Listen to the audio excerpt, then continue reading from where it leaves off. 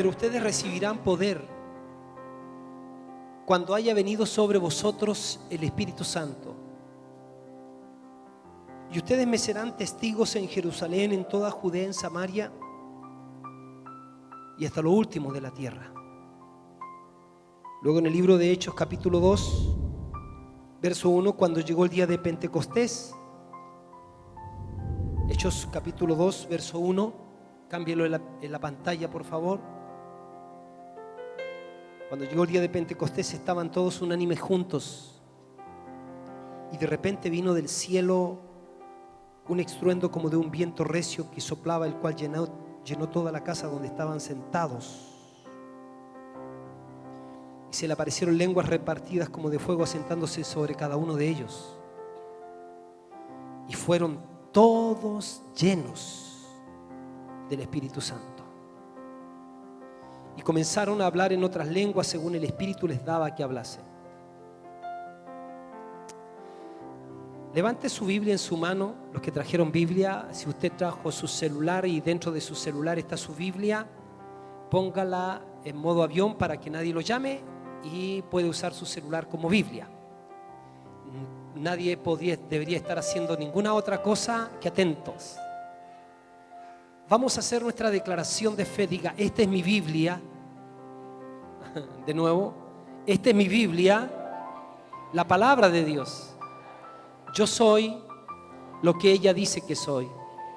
Yo tengo lo que mi Biblia dice que tengo. Puedo hacer lo que mi Biblia dice que puedo hacer. Hoy escucharé la palabra de Dios. Se me enseñará la palabra de Dios. Y la palabra de Dios transformará mi vida. Y no seré jamás el mismo. Nunca, nunca, nunca. Oremos por favor. Señor, oramos que sobre nosotros actúe la presencia de tu Espíritu dentro de nosotros. Te damos la bienvenida, Espíritu Santo. Pedimos que abra los ojos de nuestro entendimiento, que nos ayudes, que nos fortalezcas, que nos levantes, que disipes nuestra mente, porque nuestro corazón está receptivo y nosotros queremos estar caminando siempre en disposición contigo, Señor. Danos espíritu de sabiduría y de revelación en el conocimiento de tu persona, en el nombre glorioso de Jesús. Amén y amén.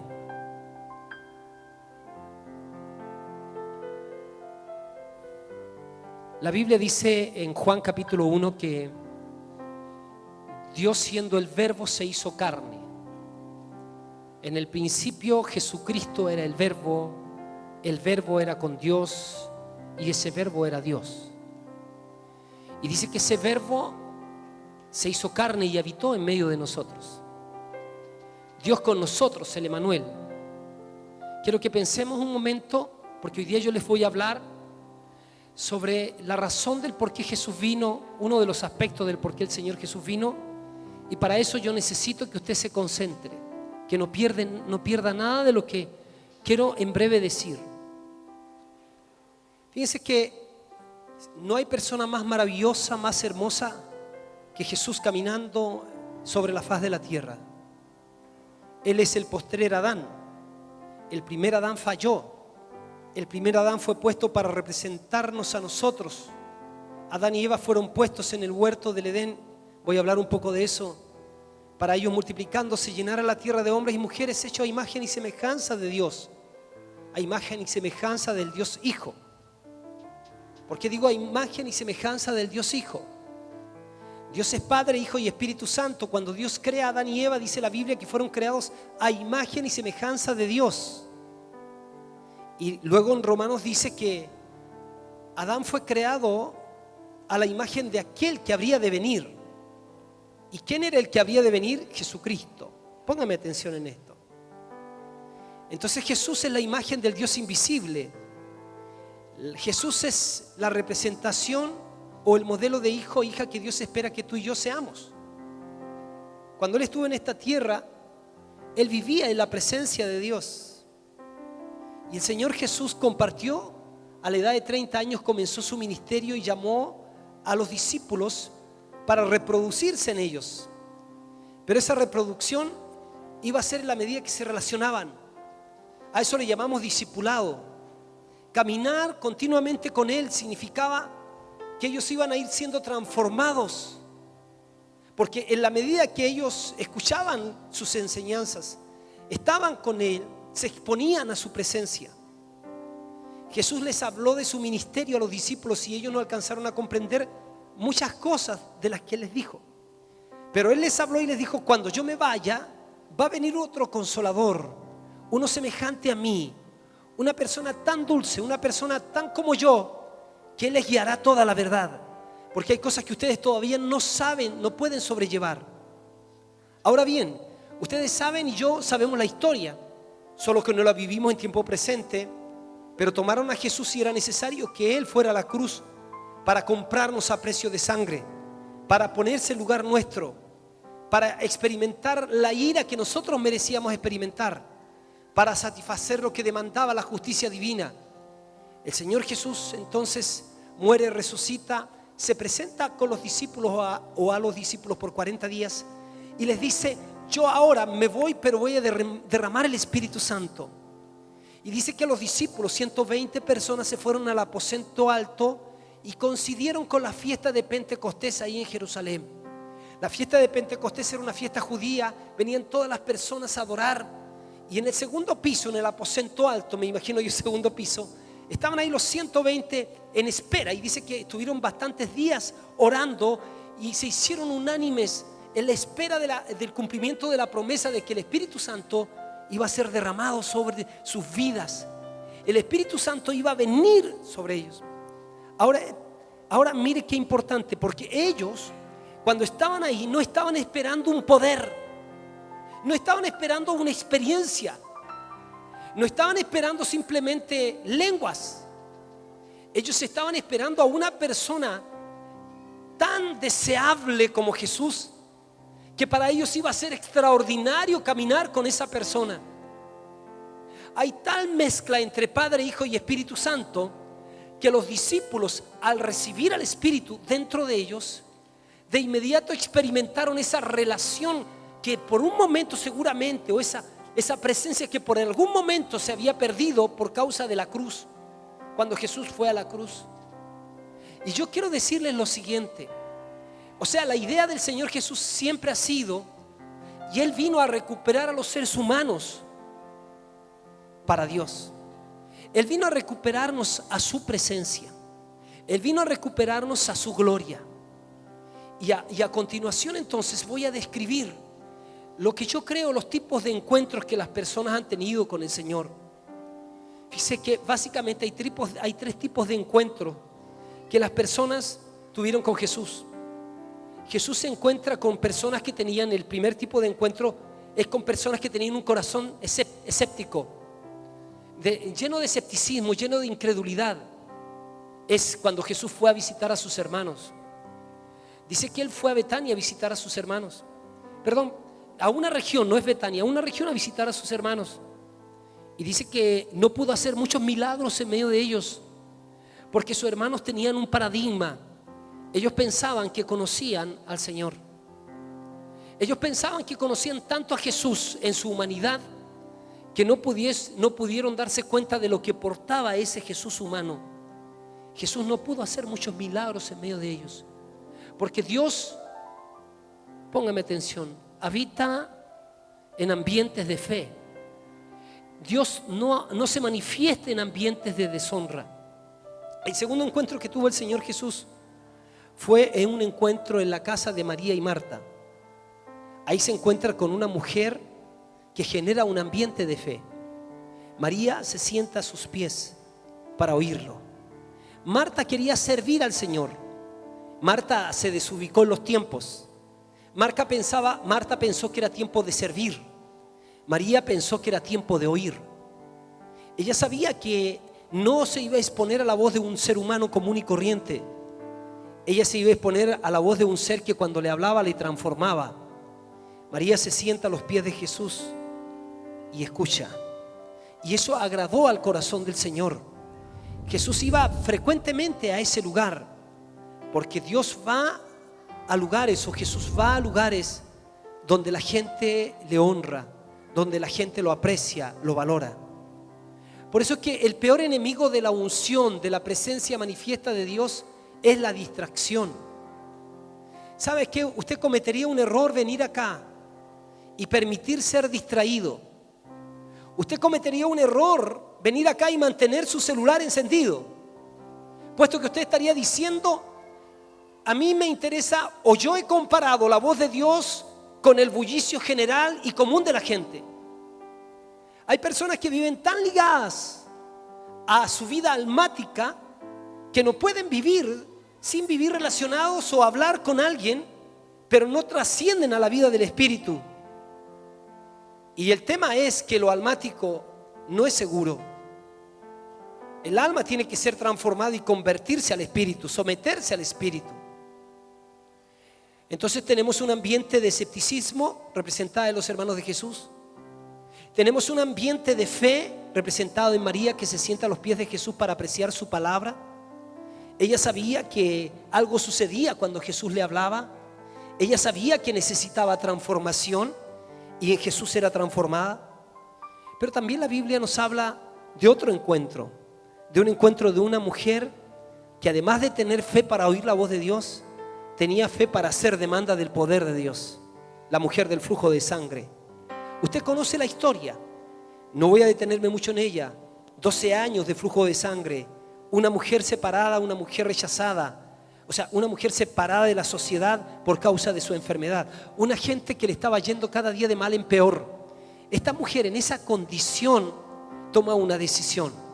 Ella oyó hablar de Jesús, suficiente razón para despertar fe en Él, pero ella decidió no solamente creer en Dios, ella decidió creerle a Dios.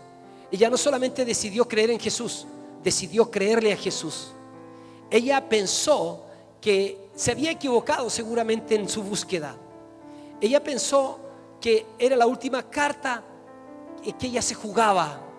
Ella pensó abrirse camino para llegar y tomar de lo que Jesús portaba, lo que no hicieron sus hermanos.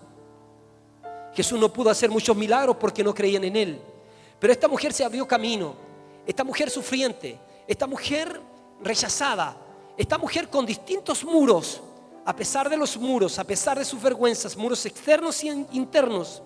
Porque una mujer que continuamente se tiene que someter a ejercicios ginecológicos o a experimentos, a exámenes, es una mujer que va de alguna manera sintiéndose menoscabada, usada, no sé cómo, pero de una forma u otra esta mujer hace algo con su fe. Ella no le hace caso a sus emociones. Ella se abre camino y dice en su corazón: si tan solamente toco el borde de su manto, voy a ser sana. Quiero enseñarte algo de cómo actúa la fe. No es suficiente que tú poseas fe. La fe tiene que tener una manifestación visible. La fe tiene que ponerte en movimiento.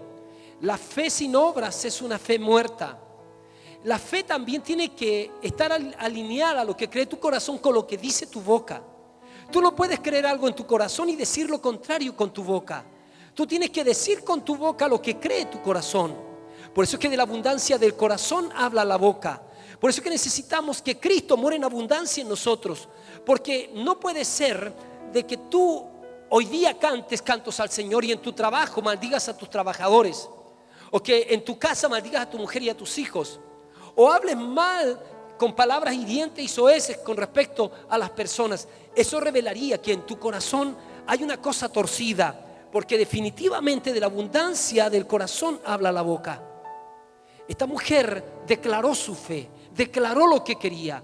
Ella dijo: si tan solamente yo toco el borde del manto de Jesús, yo voy a ser sana. Fíjense que nosotros estamos caminando hoy día por las aguas. Yo en ningún momento estoy declarando que no vamos a tener el terreno. Yo en ningún momento estoy declarando que no vamos a tener el edificio. En ningún momento estoy declarando que no vamos a tener las multitudes de miles y miles que vendrán a los pies de Jesucristo. En ningún momento estoy declarando que no vamos a tener los misioneros que mandaremos al mundo. Yo sigo declarando lo que ha creído mi corazón, porque la Biblia dice que fe es certeza de lo que se espera y convicción de lo que no se ve. La Biblia dice que los justos por la fe alcanzaron promesas. Y la Biblia enseña que la fe llama las cosas que no son, que no se ven con los ojos naturales, como si fueran, porque las estamos viendo con los ojos espirituales. Así que cualquier sueño que Dios haya puesto en tu corazón, no maldigas tu tierra.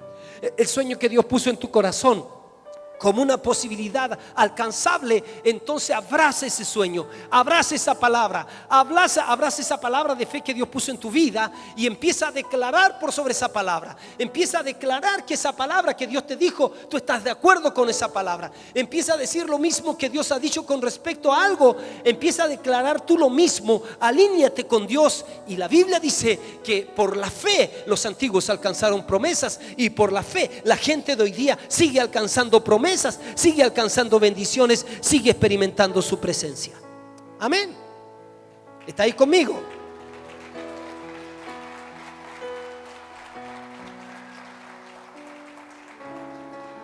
Esta mujer sabía que no era suficiente estar al lado de Jesús. Ella con su fe iba a hacer demanda del poder del Señor. Y termino este punto con esto. Jesús dice: momento, alguien me tocó. Los discípulos que iban alrededor de Jesús miraban escépticos, sonrientes, diciendo: Señor, ¿no te das cuenta que la multitud te aprieta? Y dice Jesús: no. Alguien hizo uso de lo que yo porto, hizo demanda de lo que yo porto, hizo uso de mi habilidad. Eso es fe. A veces nosotros queremos mezclar la fe con los sentimientos y decimos: yo no voy a pedir porque no siento. Yo quiero sentir primero, y una vez que yo sienta voy a ser movido por lo que siento. No tiene que ser movido por lo que siente. Usted tiene que ser movido por lo que cree. Por lo que cree. A ver, va por la calle y se encuentra un amigo que le dice: ¿sabes que tengo cáncer? ¿Cuál es la primera tentación que tenemos? Decirle: ¿sabes qué? Vaya a la iglesia. Bueno, y ese es un deseo correcto y está bien que lo hagamos así. Pero mejor sería que le digamos: ¿y qué te parece que oremos en este momento? Y la persona va a mirar para todos lados porque ella no tiene la fe, no de todos es la fe. Pero tú simplemente puedes decir en cualquier parte: ya voy a orar por ti.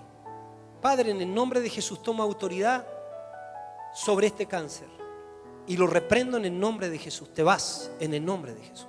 Te vas en el nombre de Jesús. Te vas. Listo. Ahora, que suceda o no suceda ya, eso no es cosa tuya. Eso no es cosa tuya. Es que todos los hombres que se han movido en fe dicen que al comienzo oraron por los enfermos y se le morían los enfermos. Y ellos pensaban que en vez de tener una fe de vida, tenían el don de mortandad. Pero ellos siguieron haciéndolo, hasta que llegó un momento que algo se rompió en el mundo espiritual y empezaron a ver milagros y milagros y milagros y milagros. Porque la fe no es del futuro, la fe es del presente. La fe no es esperanza. Cuando nosotros hablamos de la venida de Jesucristo, que Él viene, eso es esperanza, porque va a pasar en el futuro. Pero cuando yo digo que el Espíritu Santo está dentro de mí, eso no es esperanza, eso es fe. Amén. ¿Está ahí conmigo? Recíbalo en su corazón. Ahora voy a esto que me parece muy importante. Cada persona que tuvo que estuvo en la presencia del Señor, ¿sabes que sucedió algo? Cada persona que ha estado y esté en la presencia del Señor va a pasar lo siguiente: van a ser cautivados por su presencia, al punto de que van a procurar o vamos a procurar hacernos un corazón con Dios. Cuando Dios se manifestó a Noé, Noé anheló no solo su presencia, pero anheló su presencia. Pero Noé también se alineó de tal manera con Dios que empezó a trabajar con diseños divinos. Noé no solamente quiso experimentar su presencia como una paz, sino que quiso ver resultados en su vida y en su propia generación. Así que él oró para concebir un diseño, y una vez que concibió el diseño, se puso a trabajar para concretar ese diseño. Él captó cuando Dios habló con Noé. Entonces Noé fue cautivado por la presencia de Dios. Noé entonces empezó a entender el corazón de Dios. Escúcheme, usted sabe que la Biblia habla siempre por parábolas, y las parábolas tienen dos objetivos. Las parábolas tienen el objetivo primario de que aquel que no tiene interés solo se quede con el cuentito, pero aquel que tiene el interés vaya y descubra lo profundo que contiene la verdad, o la parábola, la verdad que contiene la parábola. Así también los encuentros del hombre con Dios. Dios no tiene problemas en bendecirte, pero es distinto. Dios no solamente quiere bendecirte, Dios quiere recuperarte.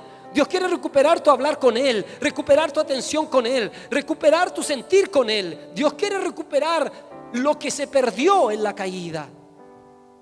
Él quiere recuperar la intimidad con Él, valga la redundancia. Él no dice quiero bendecirte de vez en cuando. Yo quiero que vivas consciente de mi presencia continua dentro de ti. Noé anheló no solo su presencia, sino que experimentó su paz, pero también empezó a experimentar los pensamientos de Dios. Y viene esa etapa en que tú quieres servir. Viene una etapa en que Dios te llama y te perdona. Viene una segunda etapa en que tú empieces a entender los planes de Dios. Y viene una tercera etapa en que tú te quieres poner al servicio de Dios para que lo de Dios se concrete en la tierra. Así que Noé empezó a trabajar para que empezaran a construirse, a realizarse, a hacerse una realidad los diseños divinos. Así que cuando le preguntaban a Noé ¿qué estás haciendo?, él decía: estoy construyendo un arca para preservar la raza humana. Wow, estaba trabajando con diseños divinos. No era un portador de la gloria de Dios no solamente para hablar en lenguas. Era un portador de la gloria de Dios no solamente para cantar los domingos en el culto. Era un portador de la gloria de Dios para provocar los cambios en el entorno donde él vivía. Eso pasó con todos los hombres. Así pasó también, por ejemplo, con Abraham. Abraham hizo lo mismo, le creyó a Dios y se puso en marcha para que Dios pudiese lograr esa familia de donde habría de nacer el Mesías. El Señor le dice: en ti serán benditas todas las familias de la tierra. Y Abraham creyó por eso. Y Abraham se demoró 25 años en que se cumpliera la promesa que Dios le había dado, pero Abraham le creyó porque él quiso trabajar con diseños divinos, quiso ser uno que portó su gloria. Moisés, Esther, Salomón, todos ellos. Si hay otros hombres que se hicieron gente cautivada por el corazón de Dios, portaron su gloria, pero los portadores de la gloria de Dios son aquellos que hacen que las cosas de Dios se hagan en la tierra. Cuando vino Jesús, Él portaba la gloria de Dios. Y Él hizo que lo de Dios se realizara en la tierra.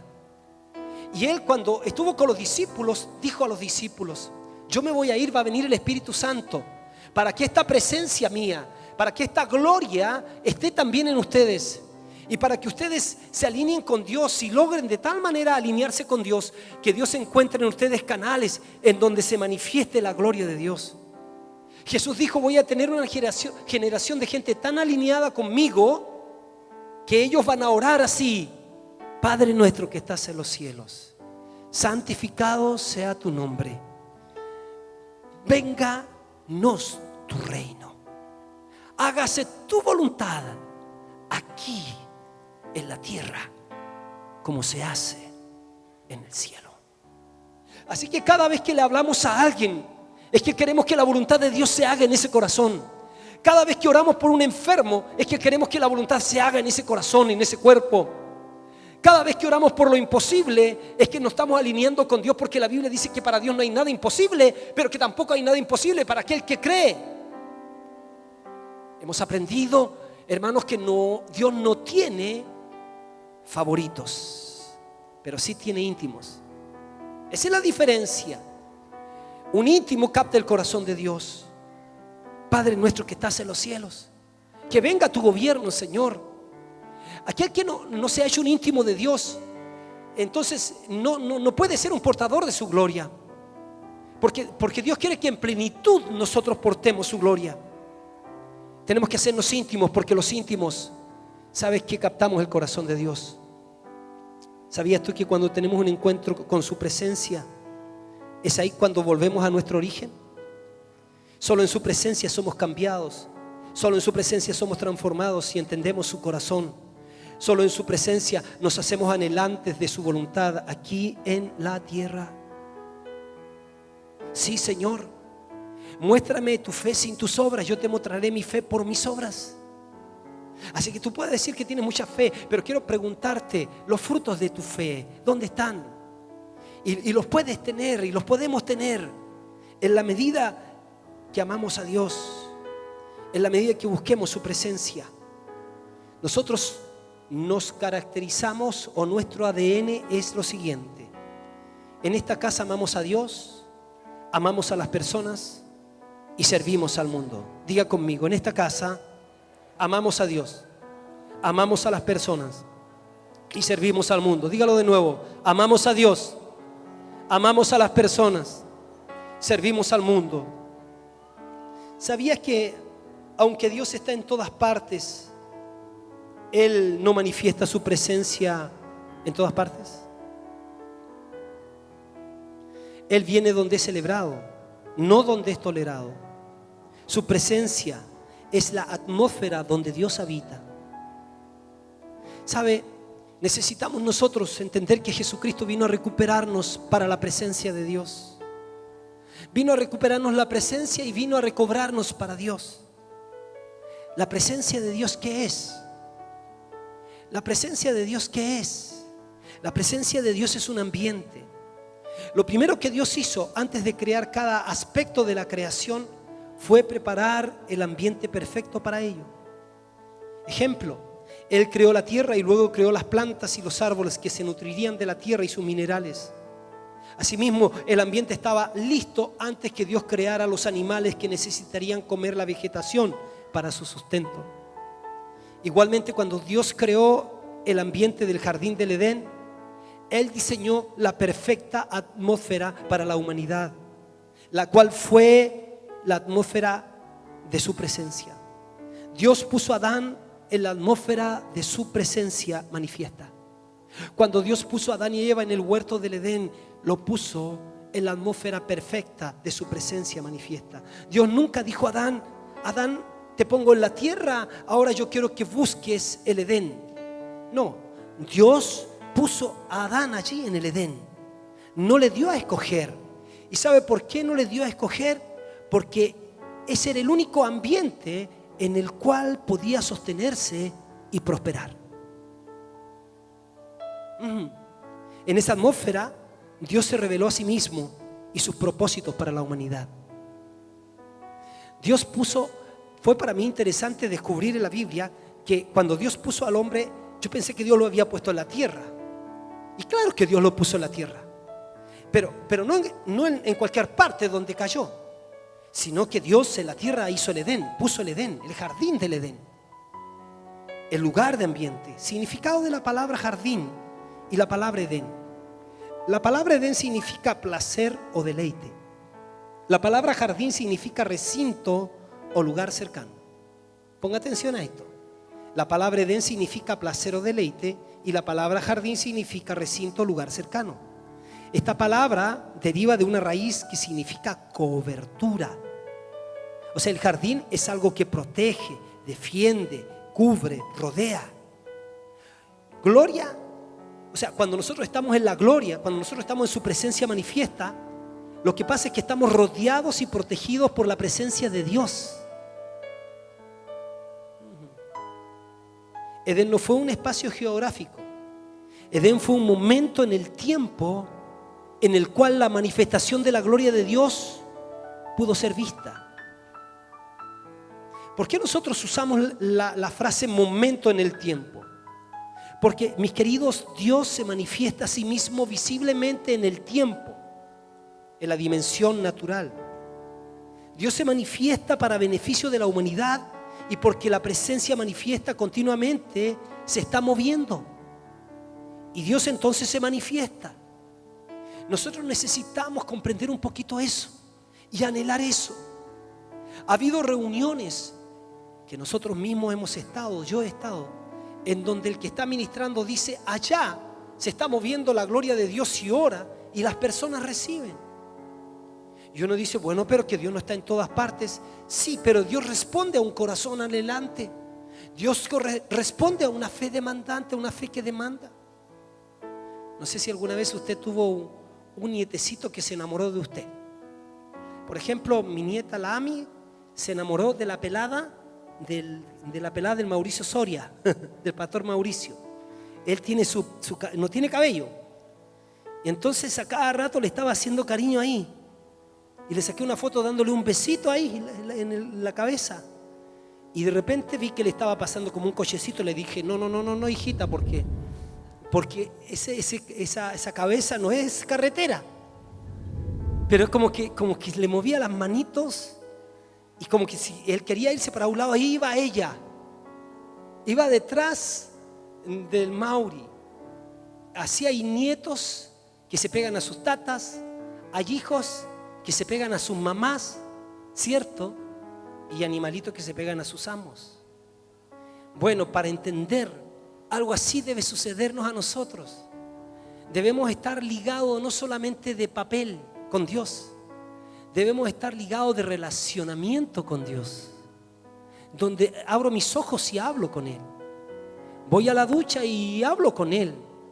Puedo poner, si quiero, un celular con la lectura del libro de Santiago mientras te afeitas. Estoy hablando a los varones, ¿cierto? Pero el asunto es que estar escuchando a Dios, estar en un permanente comunión con Él, eso va a hacer que cada día vayamos creciendo más y vayamos valorando su presencia y vayamos teniendo manifestaciones con Él, porque Él se mueve.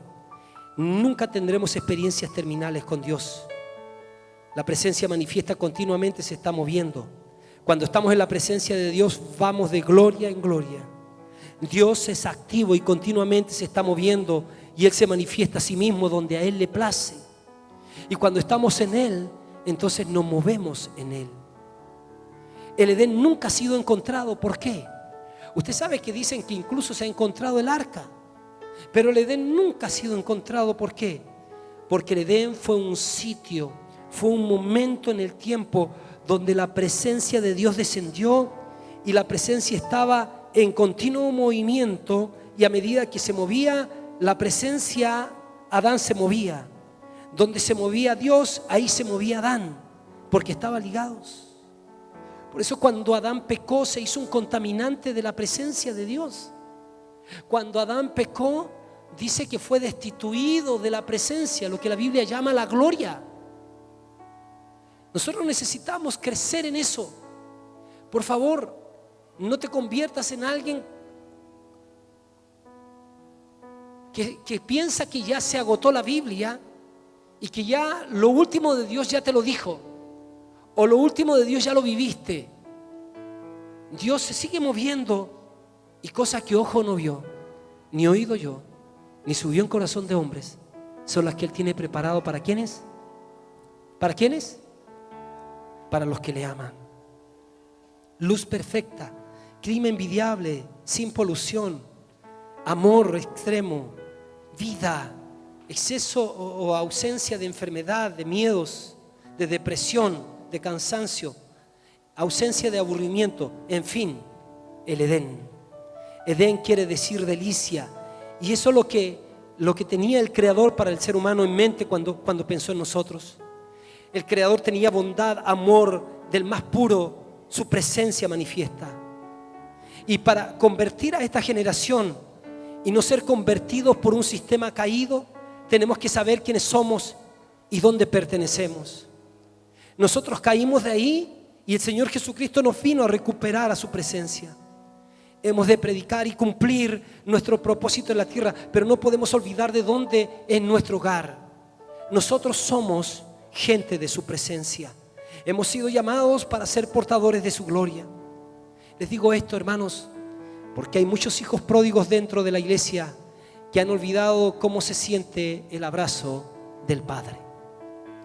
El domingo pasado les hablé del hijo menor que se independizó del Padre, del hijo menor que malgastó sus bienes viviendo con rameras, el hijo menor que hizo mal uso de todos los dones, el hijo menor que se dejó y se expuso a las consecuencias y a la actividad de las tinieblas. Les hablé de lo terrible que son las tinieblas, porque lo que más le roba al hombre las tinieblas es la identidad.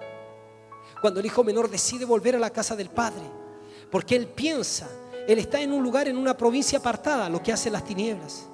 Ahí está queriendo apacentar o queriendo comer de las algarrobas que comían los cerdos, pero nadie le daba. Está en una condición de tanta bajeza, de tanto despojo, que vale menos que un cerdo. Ahora el hijo se acuerda, y se acuerda de su padre. ¿Y de qué se acuerda? Escuche, se acuerda que en la casa del papá, ¿qué cosa hay? hay abundancia. Piensen en esto. En la casa del Padre hay abundancia. Él dice, en la casa de mi Padre aún los trabajadores tienen pan en abundancia. Él se acuerda del Padre y de la abundancia de la casa. Y a pesar de que se acuerda del Padre y de la abundancia de la casa y decide volver al Padre, decide con su identidad despojada, robada. Porque Él dice, voy a ir donde mi Padre. Le voy a decir, he pecado contra el cielo y contra ti. Ya no soy digno de ser llamado tu hijo. Hazme como uno de tus jornaleros. Él va a la casa del Padre, pero dentro de él tiene un paradigma, dentro de él tiene un despojo, dentro de él tiene mentiras. Dice, voy a ir, pero por lo que hice el Padre solo me va a recibir como un jornalero. Me conformo como un jornalero. Y nosotros muchas veces estamos en la casa de Dios pensando eso, teniendo esa actitud de jornalero, actitud de decir, ya voy a hacer hartas cosas para Dios. Y cuando haga hartas cosas para Dios, me voy a arrodillar y aún así voy a usar el texto que dice, lo que tenía que hacer, eso hice y siervo inútil soy. Más encima buscamos textos para respaldar, mal aplicado fuera del contexto, para respaldar nuestro despojo de nuestra identidad. A veces pensamos que Dios va a estar contento con nosotros después que hicimos cosas para Él y para su obra. Pero la Biblia dice, hijo, yo quiero que sepas que cuando tú haces obras es porque yo quiero que se desarrolle tu carácter, para que crezcas a la estatura de la medida de la plenitud de Cristo. Pero aun cuando no hicieras nada de lo que haces por mí, yo igual te seguiría amando intensamente, porque yo amo a mis hijos y he creado a los seres humanos para mi deleite. He creado a los seres humanos para que junto a mí ellos puedan vivir en plenitud. Usted sabe que el hijo menor el hijo que va a la casa del papá va pensando, recíbeme como uno de tus jornaleros. Su identidad despojada, yo no soy digno de disfrutar de tu maravillosa presencia. Cuando uno es despojado, uno olvida e ignora las razones por las cuales ha hecho las cosas. Hoy día quiero traer a tu memoria las razones por cuales Él hace las cosas. Por ejemplo, ¿por qué Dios creó los cielos? ¿Cuál es el propósito de crear los cielos? Si leemos la Biblia con atención, veremos que los cielos existen por causa de la tierra. Aún los científicos pueden comprobar eso. Por tanto, muchas cosas que pertenecen a los cielos son indispensables para la tierra. El resplandor del sol, el agua y el firmamento son vitales para la tierra. Entonces, si Dios creó los cielos para la tierra, ¿para qué sirve la tierra? Estoy hablando del cielo físico. La Biblia enseña que la tierra existe para poner al hombre, para contener al hombre. Zacarías 12:1 dice que Dios extendió los cielos, fundó la tierra y formó el espíritu en el hombre. Wow. Los cielos fueron creados para la tierra para el hombre. Pero el hombre, la buena noticia es que nosotros fuimos creados para Dios. Dios creó al hombre como entidad corporativa para que lo contuviera a Él, lo expresara y lo glorificara. Amén. Voy rápido en esto. ¿Sabes que la gloria de Dios fue el ambiente original en el cual vivió la humanidad? Jesús caminó siempre en la gloria, excepto cuando se hizo maldición por nosotros. Ahí Él dijo, Dios mío, ¿por qué me has abandonado? Ahí Él experimentó el despojo total, cúlmine de lo que las tinieblas hacen en un ser humano que no cree. Jesús tomó forma humana y se hizo semejante a los hombres.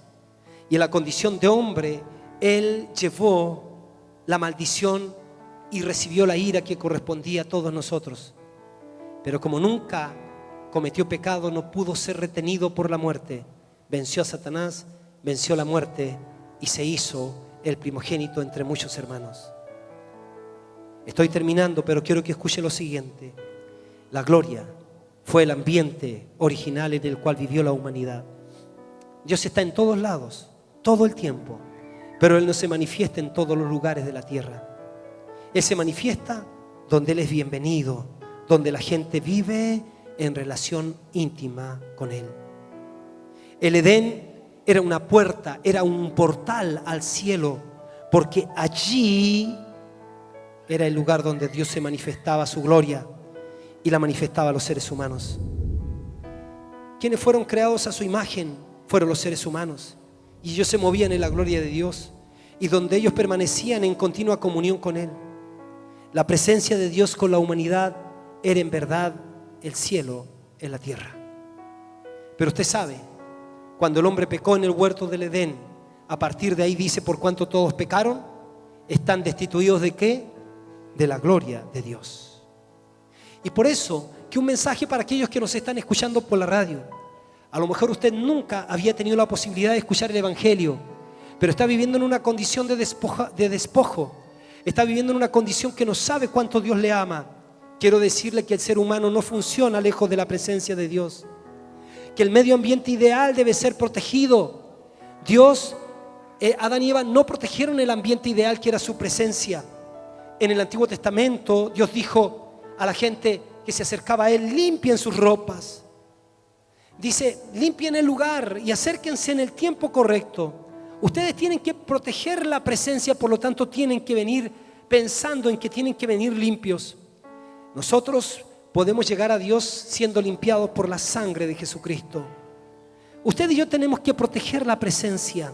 Proteja la presencia en las reuniones. Proteja la presencia de Dios en su hogar. Proteja la presencia de Dios en su vida. Sin presencia usted se muere. ¿Sabe que la vida fuera de nuestro ambiente natural es muerte? Dios nunca mató a Adán. Dios dijo a Adán: el Edén es tu medio ambiente. No toques ese árbol. El día que toques ese fruto y desobedeces, ciertamente vas a morir. O sea, te sales de mi cobertura y te mueres. Te sales de mi presencia y te mueres. Cuando Adán desobedeció, perdió su territorio, perdió su medio ambiente, perdió la presencia de Dios. Por eso la Biblia dice: por cuanto pecaron, todos pecaron, están destituidos de la gloria de Dios. Adán desobedeció a Dios y contaminó el ambiente. El pecado es contaminación de la presencia de Dios. Y la Biblia dice: y Jehová sacó al hombre. Ese fue el castigo. ¿Por qué? Porque el hombre se convirtió en una entidad contaminante. Dice que puso Dios al oriente querubines. Esto es en plural, puso querubines. Dios lo sacó a Adán de su medio ambiente y protegió su medio ambiente de Adán, del hombre caído. Por eso no hay nada más importante, mis hermanos y hermanas, para Dios que su medio ambiente.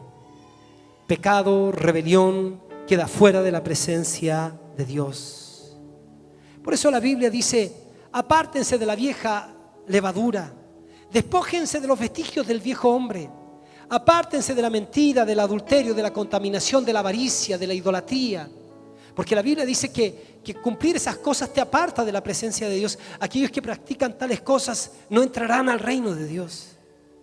Y Dios dice: yo te doy el poder y te he dado mi presencia para que tú vivas continuamente en victoria. Usted y yo podemos ver las consecuencias de cuando Adán sale del huerto del Edén con Eva. El primer ataque del hombre fue en contra de su propia esposa. O sea, ahí surge la violencia doméstica. Un hermano mató a su hermano. El resultado de salir de la presencia de Dios fue el asesinato. Dios sabía que el ser humano necesitaba de su presencia y que sin su presencia caminaría a merced del diablo. Y el Señor Jesús vino a traernos la presencia. Qué maravilloso, a Él no le importa cómo uno sea. Miren el anhelo, miren por favor el corazón de Dios. Miren el corazón de Dios en Jesús. Ahí va Jesús caminando y se encuentra con una mujer ahí en Samaria, sentada en el pozo, la mujer samaritana. Empieza a conversar con ella. Se ve que Él quería rescatar a esa mujer, quería recuperar a esa mujer. Esa mujer era una mujer perdida, era una mujer de mala reputación, por así decir. Era una mujer solitaria, era una mujer despojada, era una mujer que no había perdido mucho. 5 maridos habías tenido y el que tenía no era su marido. Fue a buscar agua a un horario donde no iban las doncellas o las mujeres en Israel, porque era una mujer apartada, era una mujer sola. Y Jesús, siendo judío y ella es samaritana, era una judía mezclada. Y Jesús dice a sus discípulos: muchachos, vayan a comprar pan. Mire, 12 para comprar pan. ¿Por qué no mandan a uno o a dos? Manda 12 solo para conversar con esta mujer.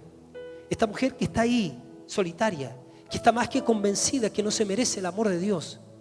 Esta mujer que va a buscar agua en un horario donde no se tiene que encontrar con las otras mujeres porque es rechazada, porque nadie quiere estar con ella.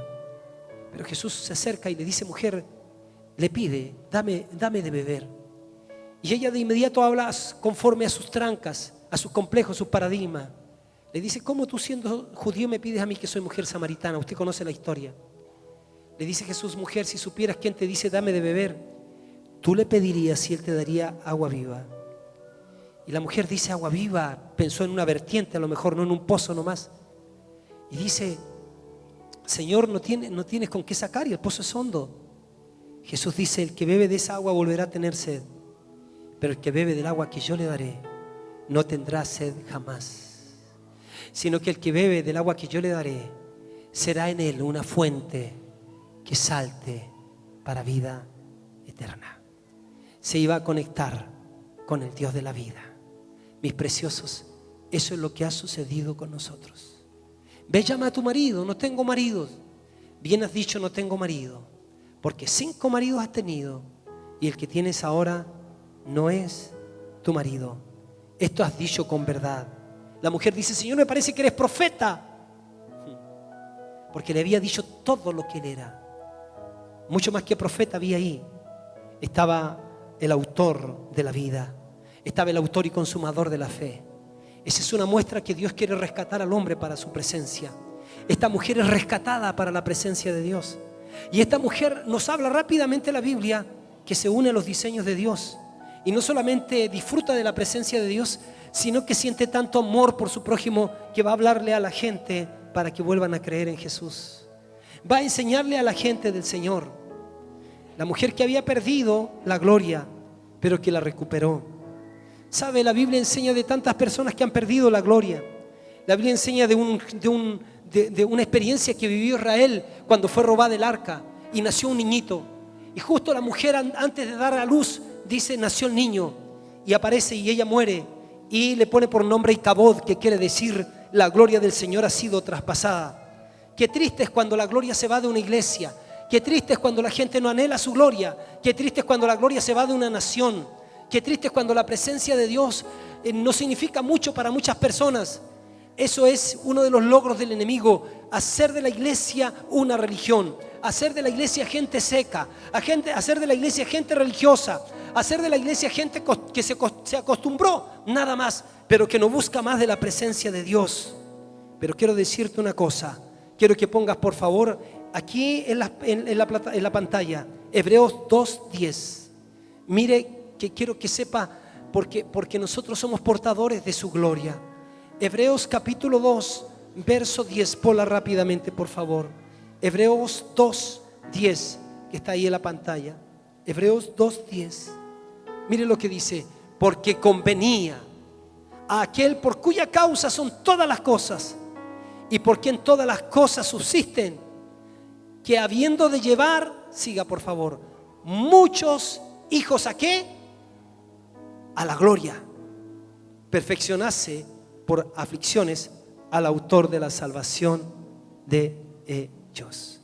¿Cuántos hijos quiere llevar Dios a su gloria? Muchos. ¿Sabe? Termino con esto. Piense por favor en el hijo volviendo a casa, el hijo pródigo. En la parábola del padre amante, cuando el hijo viene, lo primero que le otorga el padre a su hijo es cobertura. Porque él de inmediato, el padre ve al hijo venir y el padre corre. El padre es movido a misericordia. El hijo viene despojado de su identidad. Vengo a casa, pero voy a ser un jornalero. Y en el nombre de Jesús te estoy llamando. Yo creo que el Espíritu Santo está hablando a tu corazón para que sepas que tú no eres un jornalero. Dios no te mira como un jornalero. Dios quiere que tú tengas una condición de hijo, que te creas. Por la fe penetrará eso. Por la fe se hará efectivo. Créelo por la fe y actúa. Cobra el cheque de hijo. Cobra el cheque de hija. ¿De qué te sirve tener un cheque con una cantidad grande escrita que no lo cobras? Camina como hijo. Que se te quede en el corazón que cuando tú te levantas y vas delante del Señor, aun cuando haya sido un mes que hayas estado ausente de Él, pensando que vas a encontrar a Dios enojado, Él te va a decir: ¿por qué tardaste tanto? La Biblia dice que Dios nos anhela con amor entrañable y aún sus disciplinas son para recuperarnos. Él te quiere al rojo vivo, te quiere con un corazón burbujeante, porque Él no es indiferente con nosotros. Él no está ocupado. A la hora que lo busques, Él está. Él nos anhela celosamente. Y en la parábola del padre amante, el padre corre donde el hijo. El padre se mueve, abraza al hijo. El padre besa al hijo. Le pone calzado a sus pies. Los calzados eran solo para los hijos de la casa. Ese hijo volvió con mentalidad de esclavo. ¿Por qué el hijo regresó a casa? Porque tenía hambre. ¿Por qué? Porque estaba seco, porque se había apartado de la presencia de su padre. ¿Sabe qué? Cuando hay hambre, entonces muchas veces nosotros buscamos, pero por favor no tomemos identidades equivocadas. No te valides por las cosas que tienes. Tu espíritu tiene hambre, y hay gente que con esa hambre acumula y cree que son algo porque tienen cosas, pero siguen teniendo hambre. Que el enemigo no te ponga una identidad extraña, que no quieras ser como ese otro, sino tienes que procurar ser como Jesús. Y tu verdadera identidad es que eres hijo. Y te voy a decir una cosa: el Padre no ama más a Jesús que lo que te ama a ti. Yo sé que eso es grueso, yo sé que eso es muy grande pensarlo. ¿Será así? ¿Cómo puede ser, Padre, si Jesús siempre te agradó y yo no? Pero es que mi conducta no determina la naturaleza de Dios. Él me ama porque Él es Dios. Él me ama no porque yo sea bueno, sino porque Él es bueno. Alguno dirá: entonces quiere decir que yo me puedo portar como sea y Dios me seguirá amando. Claro, sí, Dios te seguirá amando, pero el pecado te va a provocar despojo. El pecado te va a robar. El pecado te robará destino, el pecado te robará realización, el pecado te robará presencia, el pecado te robará abundancia, el pecado te roba la vida. Por eso el Señor viene a perdonarte, pero no solamente a perdonarte, sino a incorporarse por su Espíritu dentro de ti y de mí. Cuando llega el hijo, ¿cómo te lo imaginas regresando a casa? Había desperdiciado todo, venía del último trabajo. Porque fíjense que hoy día los chicos venían, algunos chicos se hacían problemas de los que venían de allá de Antofagasta, porque si vinieron anoche, llegaron acá y del bus corrieron a tocar. Venían pasado segundo tiempo, pero no importa. Pero ellos vinieron a llevar a la iglesia a cumplir con el ministerio. Ellos tienen el ministerio de provocar rompimientos, de llevar a la iglesia a una dimensión distinta, porque llegamos cargados, porque llegamos preocupados. Ellos tienen que romper atmósfera, ellos tienen que abrir camino. Pero aun cuando hayan venido con su barba y a lo mejor con la camisa arrugada, pero esto es ofrenda grata para Dios. El hijo no venía en las mejores condiciones. Los músicos venían de un momento de gloria porque estuvieron en el One Day allá en Antofagasta, pero el hijo pródigo no venía de un tiempo de gloria. Venía de estar en el chiquero. Y dice que el padre corrió y dice que lo abrazó y que lo besó, el beso de la reconciliación. Y dice que puso anillo en su mano. El anillo es aquello que establece sello de autoridad. El hijo venía con una autoridad secuestrada. El hijo se había arrimado a otra persona. Y nosotros somos llamados a arrimarnos a Dios siempre. En los tiempos difíciles, en los tiempos de hambre. Entonces nos hacemos nombres sin mantos ajenos. Y el Señor dice: no tienes que procurar mantos ajenos, tienes que procurar el manto que Dios te da. No tienes que vivir por lo que la gente dice de ti, o tú dices de ti, o tus amigos dicen de ti, o el diablo dice de ti, porque tú no eres lo que la gente dice que eres. Tú no eres lo que el diablo dice que eres. Tú no eres lo que tus amigos o tu enemigo dice que tú eres. Tú eres lo que Dios dice que tú eres. Nosotros somos hijos de Dios, hijos de Dios. Mirad cuán amor nos ha dado el Padre para que seamos llamados hijos de Dios. Un día Jesús vendrá a encontrarse con su iglesia y ya no habrá apóstoles, ni profetas, ni pastores, ni maestros, ni evangelistas. Y ya no veremos solo a Dios como el creador, sino que lo veremos a Él como Padre. Y veremos una gran familia de hijos e hijas que le adoran, que le aman, que se aman unos a otros. Hijos, anillo. Dios hoy viene a devolvernos la identidad de lo que somos. Dice que le besó en su mejilla, eso es aceptación. Puso vestido, eso es dignidad. Algunos han sido despojados de su dignidad. Dice: yo no te despojo, hijo. Yo pagué un precio por ti. Yo voy a pelear tus batallas, porque yo no cambio. Los hombres cambian, tuercen mis cosas, pero yo no cambio. El cielo y la tierra pasarán, pero mi palabra no va a cambiar. Lo que yo he establecido es así y nadie lo puede cambiar. Entonces puso vestido de dignidad, calzado de identidad. Los esclavos no usaban calzado. Armó una fiesta.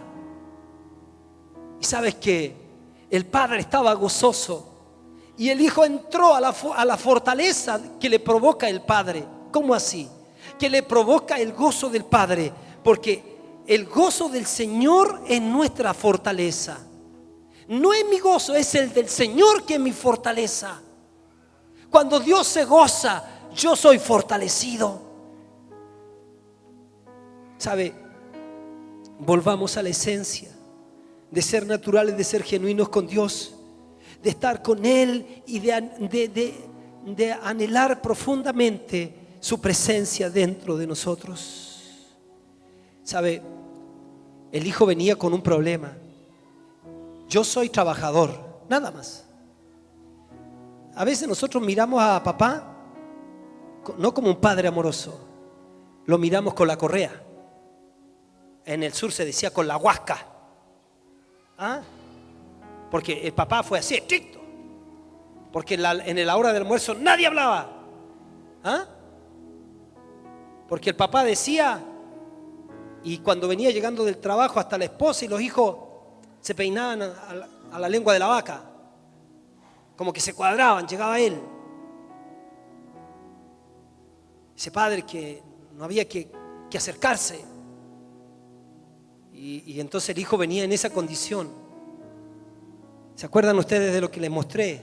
No sé si estará en la pantalla, si me ayudas. Me gustaría que veas al papá que recoge al hijo cuando va corriendo y se cae en la carrera. Lo mostró una vez el pastor Marco. El Padre nos ama.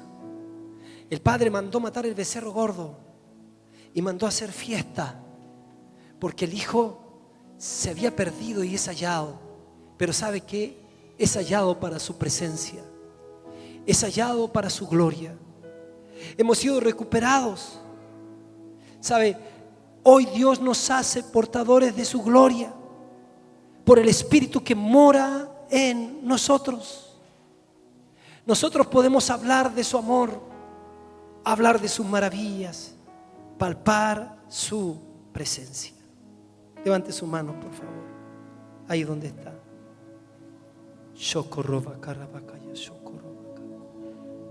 Maravilloso, Señor. Sabe, nosotros somos gente con destino de gloria. Somos gente para que con su presencia nosotros cumplamos propósito, nosotros lleguemos a la meta. Fíjense, yo quiero que nos veamos. Amplíala, por favor. Esto se amplía abajo en el otro lado. Ahí, gracias. Quiero que vea la pantalla. Un joven era el favorito para ganar la carrera de 400 metros en los Juegos Olímpicos de verano en Barcelona del 92. Ahí estaba preparadísimo. Estaba en el Edén. Disfrutaba.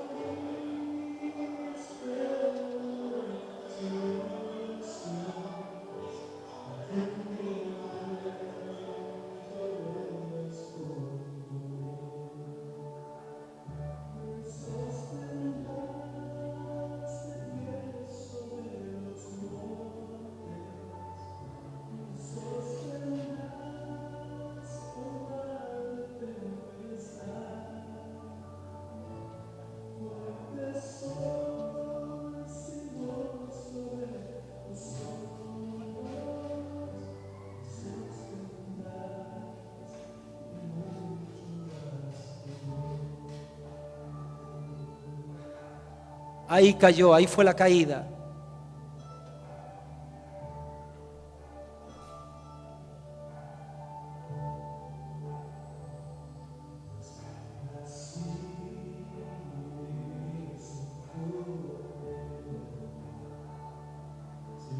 Pero siguió corriendo. Alguien dice, no sigas.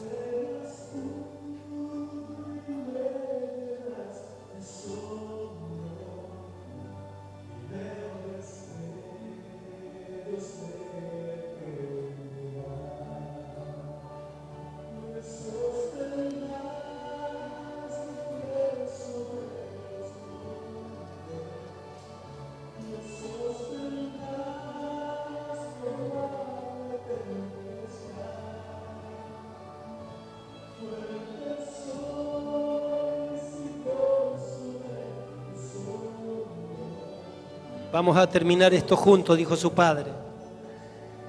El padre abrazó a su hijo, lo ayudó a cojear por la pista.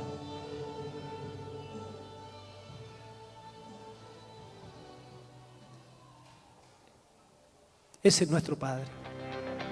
Póngase de pie.